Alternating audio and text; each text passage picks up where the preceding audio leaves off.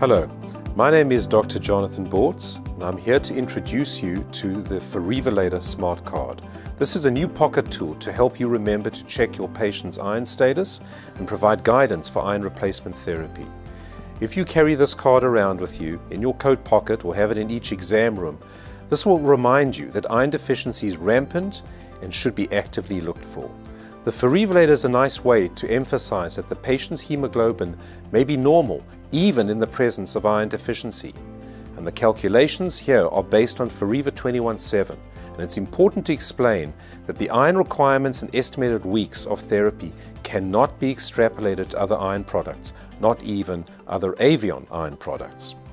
You may ask, isn't it pretty easy to figure out what iron dose to prescribe and give it to all patients, one size fits all? What's so complicated? Why do I need it?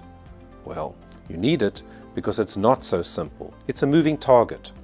One, diet plays a big role. The typical American breakfast often consists of cereals, tea or coffee, and all of these contain iron absorption inhibitors, and for which chelated minerals are better suited than iron salts. Two, vitamin C and succinic acid will affect iron uptake depending on their dose and how well the iron form is being absorbed. Three, the way iron gets distributed in the body to the bone marrow to generate hemoglobin is high in the first 3 weeks of therapy. It's about 72%, and then drops to about 60% thereafter. The remaining percentage goes to the liver to replete the iron stores.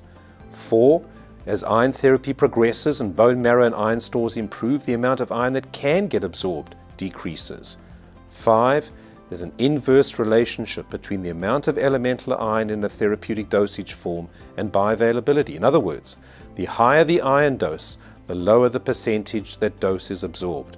And finally, number 6, each individual patient's iron status will determine how much iron she will absorb.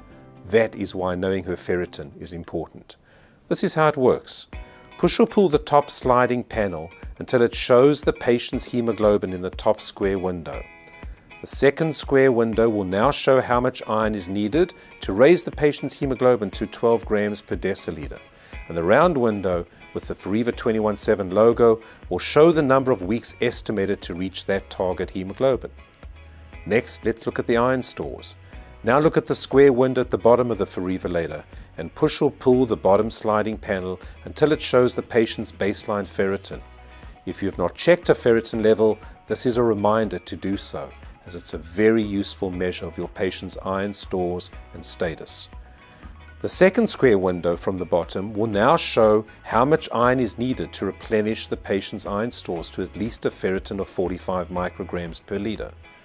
And now the round window over the bottom panel with the FeRiva 21/7 logo will show the number of weeks estimated to reach that target level of iron store repletion.